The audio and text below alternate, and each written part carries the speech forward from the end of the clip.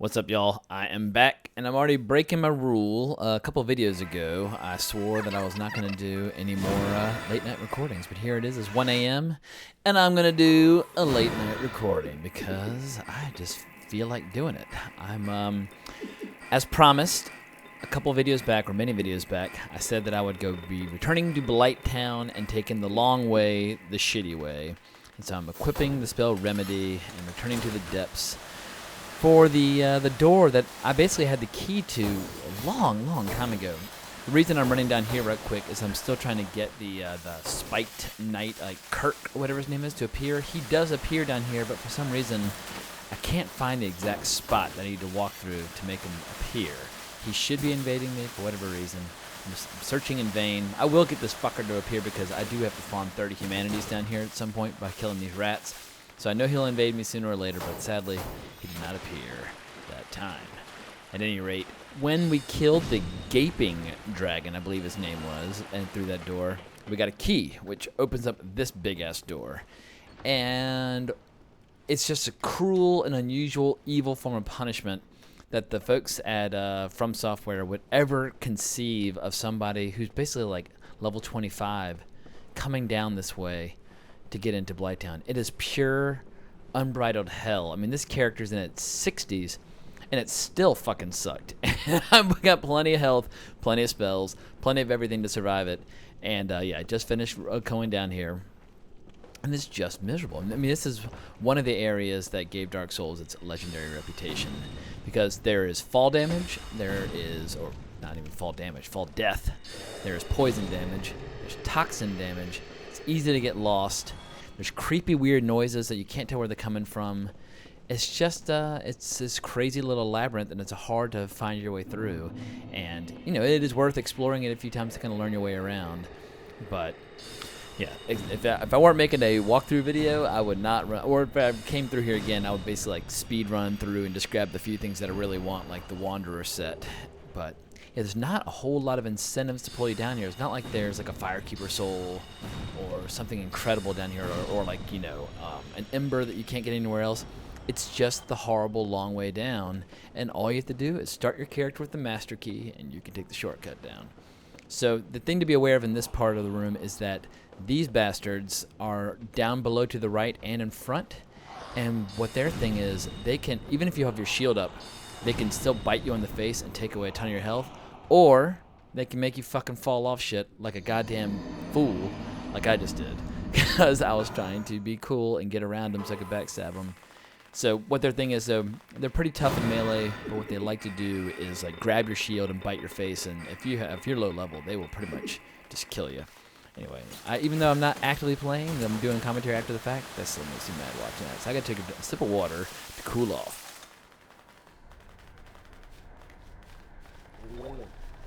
But it wouldn't be Dark Souls without the occasional death of gravity. So onwards and upwards. Back at it. So I'm changing now. I'm going to use soul spears on these fuckers. I'm not fucking around anymore. I want to get through this area and continue my progression. Yeah, so as you're walking down this area, some of them will aggro off to the right and start coming up. But the thing to really keep aware of is there is a toxin dart shooter hidden up around the corner up ahead that you can't see, but you can tell he just shot me. I saw the dart come in slow motion and hit me. But these guys will keep you busy while this fucker keeps shooting darts at you. There's at least, I think there's 4 more that I need to kill before this place is totally cleared out. And if you recall from the previous time I came through Blighttown, once you kill them, they don't respawn. Look how the range on that guy. So it is in your interest to do a run through on both sides, kill them all once, and then once those guys are gone, Blighttown's not so bad. I mean, it's still a labyrinth, and there's still poison damage, and there's still gravity, but the toxin really is just like the scariest thing, or one of the scariest things in Dark Souls. And of course, I try to shoot a spell at him, and a torch in front of him is blocking, so he's just perfectly positioned to be a total pain in the ass. I'm just letting the toxin run, because I know while I'm trading shots with him, he'll probably put the toxin back on me. So, Remedy spell, once again, saves the day. I mean, you can get it so early in the game as I showed, and it's such a powerful spell. And the really, really powerful moss clumps that allow you to get rid of it cost thousands of souls, so it's a huge waste. I mean, you can, if you were to play through like a boss and just take your shots as you were fighting through, and then every time you got shot, you managed to kill it before. Oh my God! You managed to kill the little dart guys while the toxin was still on you, and then you use the really powerful moss to get it off. There are plenty of mosses that you farm just on your own that you would be fine, but backstab, oh yeah. But I like to have the remedy spell just in case, because it's for free turns to get rid of that shit, because sometimes I make mistakes, as you have gathered from watching these videos. So there's no real reason to go down here, just a little soul packet, but once again, this is a full walkthrough, and every piece of gear, every spell, everything I can get, as long as decisions I make don't prevent me from having access to certain parts of the game. But as I said before, one of the coolest things about Dark Souls is that there are consequences to your decisions. If you decide to kill an NPC, well, that NPC's questline is done for you. Or if you decide to kill a certain boss before entering a certain covenant, then you will not be able to enter that covenant. And what I love about when this game came out, it wasn't like there were quest givers kind of explaining to you like, oh, do this, and then you get to do this. Like in World of Warcraft, it's like, go kill 7 guys and pick up 8 acorns and bring them back, and then we can all have fun and we'll give you your experience and your gold. It just, Dark Souls doesn't work that way. There's no hand-holding. Players just have to figure it out on their own. And over time, through pain and misery, slowly but surely, really good players figured out how this shit works. I almost missed that jump. That would have been humiliating if I'd missed it. But yeah, you just want to get way back, do the big jump, and then the bonfire's down here. And this is the last bonfire we will have before we get back down to the bottom of Blighttown, where I have been before. I'm just making sure that my auto wall recovery is off. I don't want my camera spinning around or doing anything that I don't want it to do while I'm here, because one wrong step, you can very easily fall off shit and die. Now, the thing to keep in mind down here is that there are 2 dart shooters in this top area you have to be aware of, and then as you get closer to the bottom, there's one final one when you want to get the Wanderer set. He's not so bad, because at that point you're kind of on the home stretch, but you have to be really aware of the snipers messing with you while you're going through here, because it's kind of hard to figure out sometimes how to get access to certain levels. The ladders are kind of hard to see, and you can fall off things. But I've got a pretty good route that I do now. It's probably not the most efficient route, but it does allow me to kill the dart shooters, and it does allow me to get all the gear. It also allows me to fall off ladders like a tard and get trapped in little tight spots with these guys. What you will see me doing is doing a lot of melee though this run, because casting spells in close quarters never goes well. They bop you, your spell doesn't go off. At least if you're meleeing, you can like trade shots, but going for the backstab, trying to get them, and I got one. I love the old backstab. I don't know if you can parry these guys or not. I'm assuming you can parry their melee attacks, but it's a risk, because if you parry their melee attacks, they might decide to do that bite attack, and if they do the bite attack, then you are just going for a very gross, disgusting ride. So I don't necessarily recommend it. But yeah, backstab the hell out of them. It's very satisfying to kill them. It's very satisfying to kill everything in this. Anyway, those blooming clumps, those are the ones that drop the toxins. So now I'm in a lot better position. And yeah, by the end of this video, I will use all my spells, and I think one of the clumps. So yeah, it's a good thing that I had them. This bridge right here is really rickety. If you basically, on the other side of the bonfire, if you fall at a certain point but don't fall to your death, you can escape back to this area by walking across the rickety bridge. It moves as you're walking on it, but you don't need to go across it. You only need to walk across it if you make a mistake. They kind of make you pay for making that mistake. But luckily, I do not fall like an idiot, at least on that part. So moving on, you see way down below is the huge swamp area where I fought like the slimes and the flame-spitting insects and those giant wasps and all that stuff, but we're just going to slowly but surely work our way around, and there's an alternate ladder that takes me down. And we will see the opposite side, the shortcut way down, but you can shoot arrows across and like mess with them, but there's no real interaction. The amazing thing about this side, and I'm blown away that Dark Souls decided to be this kind, is there are no wasps in this part of Blighttown. There are wasps in the shortcut, and there are wasps down at the bottom. But this part, I think they realize, is just so awful that if they had added wasps to the mix, it just would have been unendurable. People would have just committed suicide playing this part. So I'm just checking out the area. I'm trying to figure out where the next sniper is. I know he's over there on the top. So, and a shocking moment of using something in a practical way. I actually whipped the binoculars trying to find him. Just because there's a chance, since I got some poison arrows, I could possibly kill him, but you can tell I can't really see him. I know he's right there up at the top. I'm just not seeing him. They're dressed in black clothing, so they're really hard to see, but I was going to try and snipe him with my bow and arrow if he was available, but I can't see him. Some idiot just fell to the death and gave me some free souls. I always like that. The key around here is to be real careful. People will just constantly kind of sense you or see you from a distance. So you always want to kind of be looking back, looking ahead, and seeing who's coming your way. Because these guys, they know you're coming. Backstab, that is nice. So just, yeah, don't rush. Because if you get surrounded by a couple of these guys, and then all of a sudden like a sniper starts shooting you with toxin darts, I mean, you are going to be so toast. Especially if you do this at the time when you're supposed to do it, which is right after the Gaping Dragon, which is just madness. I mean, if you think about how much content I've cleared and how many souls I've gotten, how much gear I've gotten since the time I killed the Gaping Dragon, it's like 15 videos. It's like half the game. But yeah, once again, the people of Dark Souls are crazy. So anyway, this is me being an idiot, looking for a ladder to go up. I know it's around, but I just can't see it, and I'm just struggling. But luckily, I figured out, I think by accident, because there's a bad guy who starts coming down it, which I think helps give me, yep, there he is. See, he's hovering at the top, and that allowed me to figure out where I'm supposed to go next. Because this allows me to have access to one of the coolest looking gear sets for dex builds, and that's the, I call it the ninja build. It's not the ninja build, it's like the master thief build or something like that. I mean, not even call it a build, it's a set. But it makes you look like a ninja, so that's why I call it the ninja build. It's the exact same outfit as the bodyguard for Shiva, the vendor from the Forest Keepers. So if you want to look like a badass 80s like bad guy character from like, you know, Miami Connection or something like that, this is where you get the outfit. I, for whatever reason, never wore it when I played through my dex build, but I can't remember. Yeah, my dex build. There's a really cool looking NPC that you can kill, or the Shadow Mask, or the Shadow Set. I call it the Ninja Set. It's called the Shadow Set. But there's a really, really cool looking NPC you can kill in the expansion pack who has this like exotic top hat and a mask, and that's my favorite like dex build outfit. I can't remember his name, but I will be showing you how to get it. But I am kind of falling in love with this combination I've come up with the black pants and gloves combined with the white shirt. Makes me look like a fucking superhero. I'm into it. Wait, another sip of water, one sec. I'm still looking for the sniper. He's up there, I'm just not seeing him. And I didn't want to spend too much time just like hunting for him with arrows. Basically, if I sat there and just started firing arrows off into the distance, I know I'd eventually connect.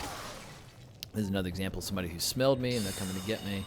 And I'm just, I'm not going to be bothered because he'll probably fall to his death. I mean, that's one thing. At least gravity, which kills us, also kills them. And you know, they're just as bad at this place as we are. All right, this is a really, really dangerous spot because a ton of bad guys start coming, but you also have a sniper. And so the sniper, you can stay against this wall and be safe from the sniper, or you can get way back. But this is me forgetting that they don't care about shields, and he's just biting my face and just fucking me up. Look at that. I mean, he is a vicious bastard. And there's, oh, now one that I thought I was going to be able to ignore because I thought he died of fall damage, caught up with me. So I'm going to risk some spells in close quarters, and I just barely got it off. So look how far back I hit. This far back, I got hit by a toxin dart. And that's just bananas. So, yeah, I think once they see you, they will track you and follow you, and their range is incredible. But you got to get pretty close before they become aware of you. But once they got you in their sights, they will just keep harassing you. It's not cool. What am I doing? I think I'm going to equip some, yeah, my clumps. So, yeah, I got 3 clumps to get rid of toxin as well. And I got 3 remedies left, so I can handle 6 mistakes. But even if you're shield up, I mean, I used to think that one shot you'd be fine, but I guess it depends what armor you're wearing. But the armor I'm wearing right now, 1 dart, I'm toxic. Boom. Right on cue. Toxic again. I fucking hate those guys. They're just awful. I'm going to take it out of this guy. The key when you're fighting these guys, though, in this area is not to get overzealous and start just wailing away with your melee attacks. Because if you do, it's real easy to just swing your way over a ledge. If you're just like hack, hack, hack, hack, hack, you can just fall over shit. And so, especially if you're locked on and they move and you're just like smashing your buttons. Yeah, so I'm just, first things first, I'm not going in the exact proper order. I just want to find the sniper and kill him so that I can move on with peace and explore the area without getting shot. But there's one sniper below me, there's one sniper kind of off to the right and above me. I need to get rid of both of them before I can have any peace and quiet in this area. It might look like I'm making mistakes in terms of skipping things, but I know this area well enough to know that if certain spots that I can drop off of and I'm not missing anything, and I know to get back to where I was. But I'm just trying to clear out the area a little bit so that I can explore and fight the snipers without getting hacked at by these disgusting creatures. I don't even know what they are. They look like a skinned penis with teeth. I mean, they are just so disgusting looking. But, yeah, folks at Dark Souls like coming up with creepy shit. He's been done. He's stuck, so he needs to die. We just need to carve him out of the gene pool. Yeah, I think I'm going for the top sniper first, just because I know that the ladder's close by. That area down below, you gotta be careful because it's one of those big giant club dudes who smacks you with poison. It's one of the worst spots in the game. So before I deal with him, though, I'm gonna kill one of the snipers. He's up at the top, and if you engage with them in melee, they're actually pretty easy. But if you're more than a few feet away, they just start shooting you. So here he is. Look how camouflage he is. He blends in right with that wall. So that's why he's so hard to see from a distance. While I was unable to see him, although I went looking for him twice. Down here is a little shortcut to get to the big giant like slimy thing. I don't know what the hell it is or even really what it does. There's like this big tentacly like poison creature who kind of looks, it's kind of like almost like a watchdog for the entire area. And I've never really known exactly how he messes with you. I just know once you kill him, he's gone for good. And so I'm going to go down there and get rid of him and then get back to where I was and finish off that little part of the zone. So don't worry. Every single stone will be looked under. Every corner will be explored. But while I go down there, see, there he is. I come at him from this side because he can't fight back, and I start shooting him in the back. But something I've been thinking about and something I've been debating, I've been having this internal war over whether or not I'm going to do my Dark Souls 2 walkthrough before going back to Dark Souls 3. I'm really missing Dark Souls 3. I mean, Dark Souls 3 is a current game, and I really only spent a few months on it. God damn it, fucking toxic again. But it came out in April. I played it pretty hardcore for about 2 months, and then I got real slammed with work, and then I got real slammed with some family stuff, and I kind of never got back into it. And by the time I decided to start gaming again a couple weeks ago, that was when I decided I wanted to start doing these walkthroughs. But I was thinking at the time, it would be cool to do a walkthrough from 1, 2, and 3 as Sorcerer to kind of create this narrative. Also, because I've played Dark Souls 2 so much, I have a lot of knowledge of that game. So it's I wouldn't require a lot of like research or homework to show where all the stuff is. But I'm just wondering how much value that has. Like people who love Dark Souls 3, when they hear that Dark Souls 3 is the second best, logically they're going to want to maybe take a crack at Dark Souls 1 just because Dark Souls 1's a classic. People do go back and play classics. People play friggin' Super Metroid still. People play Legend of Zelda. People play any classic game the same way people go back and watch classic movies.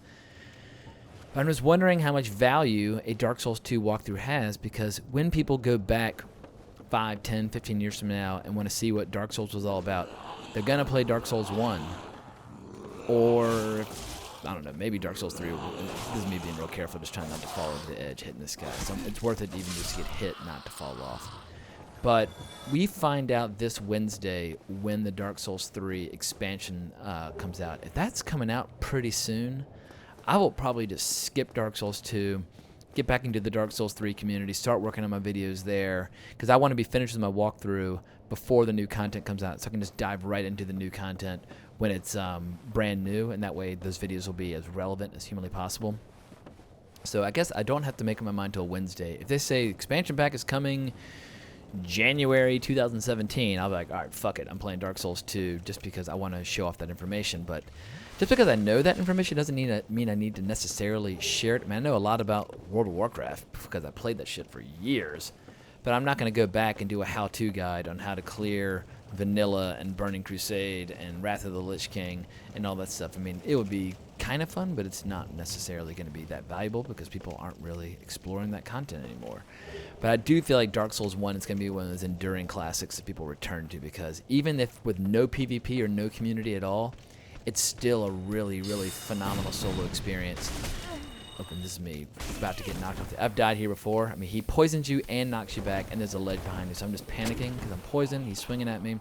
Now I've got this guy, so this is me in the grip of total panic, trying to get some distance so I can heal and kill these guys, and they just keep hitting me.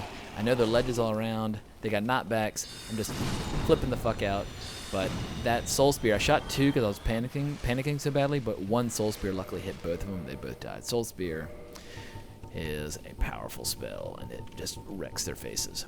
So anyway, back to the Dark Souls 1, 2, 3 thing. Like, I do think just as a completionist, it would be really, really cool to have Dark Souls 1, 2, and 3 all on this channel. But unless there's a huge break of time between now and the Dark Souls 3 content, I'll probably skip Dark Souls 2 and just go right back into Dark Souls 3. Because I just don't feel like I've fully explored the game to the best of my ability yet. I've done 2 playthroughs, barely any PvP. So it's just there's, you know, and the game is new. So why not play it while it's new, while the community is excited and fresh. But here's the reality. When the expansion pack comes out, it will resurrect the community for months. And there'll be plenty of time to play Dark Souls 3 when the expansion pack comes out. So this is me going down. Oh, actually, I mean, I forgot to kind of celebrate. The hard part of the long way down to Blighttown is now over.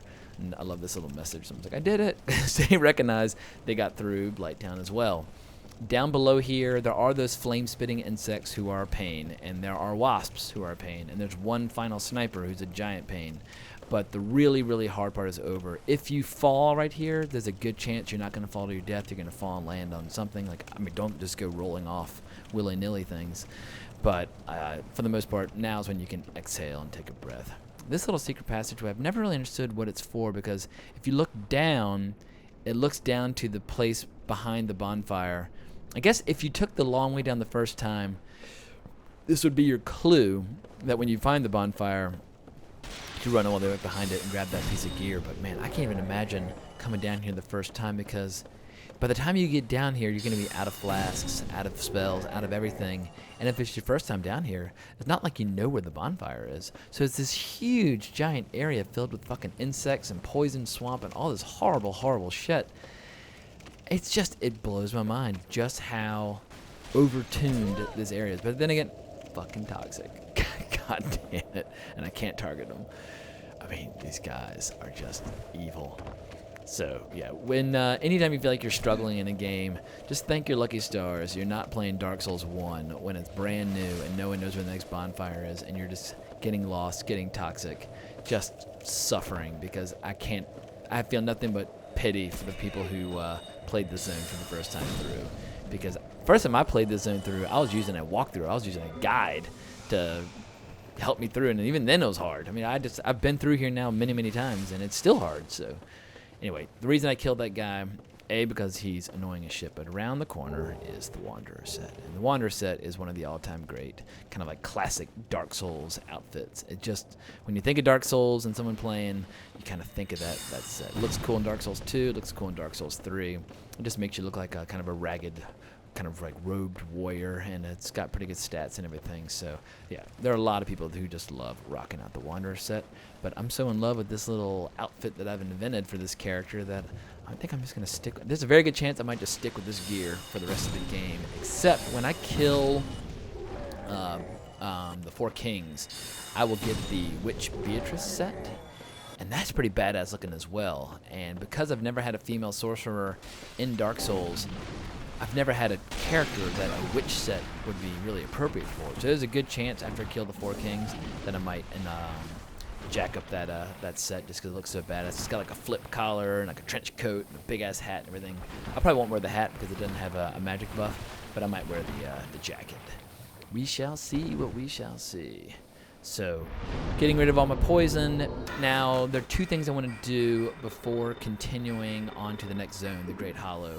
As I mentioned before, the reason I rejoined the Forest Keepers before coming down here was so that Shiva would be down here. Shiva's Guardian has a very, very special ring. It's an extremely powerful ring. It's incredibly useful when you fight... Oh my god, is it Guinevere or Gwendolyn? I always get Gwendolyn and Guinevere confused. I believe it's Gwendolyn who's the boss that you fight in Anor Londo. But if you have the ring that I'm about to get, what happens is when you roll, you have fewer frames, meaning that even if you're getting blasted by like an open flame, it won't tick on you as much because you're literally like skipping frames in the computer.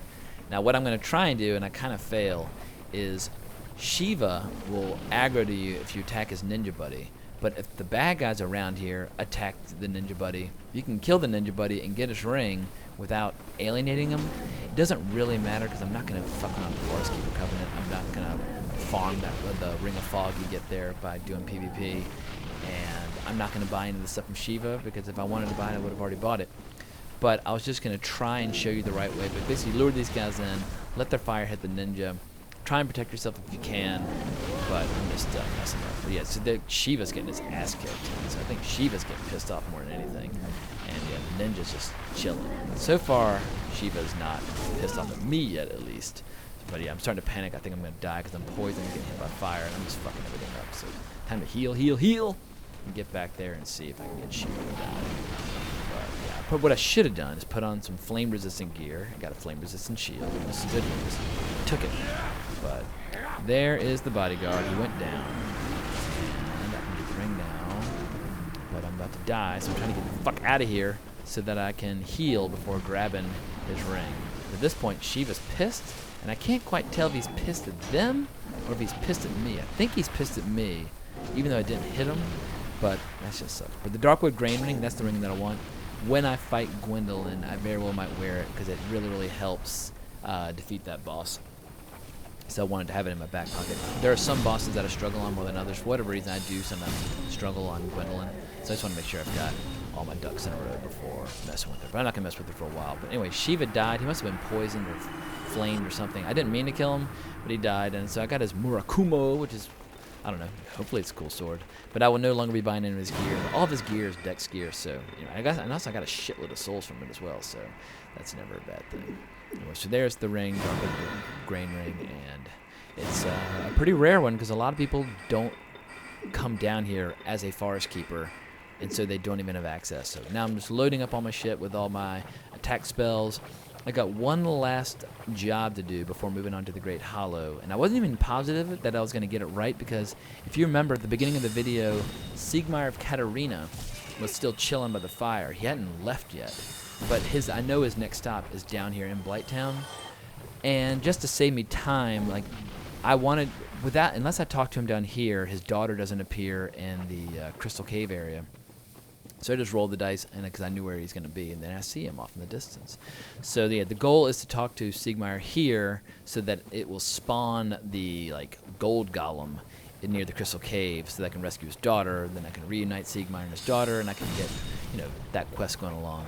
In my 2 playthroughs, I've never successfully finished Siegmeyer's quest. I've always fucked it up on the very last bit, where he either let the mobs kill him, or he got pissed off at me and would start attacking me. And what I'm trying to do is just finish it just once, just so I can maybe edit together all the points where I talk to him and actually make a little video out of it. But here is the Onion Knight. You don't even bother talking to him unless you have some mosses you can give to him because he's stuck in here because of poison, so you need some of your mats. But at this point, you should have tons, so you got something to spare. But I'm just going to get rid of my poison and then talk to the Onion Knight. But yeah, I'm really, really hoping that I finally do his quest at least once. His quest is a lot easier in Dark Souls 3. I mean, as long as you do it in the right order, you're not going to really mess it up, and he helps you out on a pretty easy boss. He helps you on that big-ass giant from the cinematic before Dark Souls 3 starts. And in his room, there's this sword that you can charge up that does these massive catastrophic attacks on him that kill 20% of his health if you charge it up right. So, but Siegmeyer will join you for that fight in Dark Souls 3 if you do his quest. So it is cool because you're walking in and see the opening cinematic, he's walking alongside you. But yeah, that quest is super easy. Although I fucked it up my first playthrough. When I was playing through my faith build in Dark Souls 3, I messed up Siegmeyer's quest, but then I got it right when I played through a sorcerer.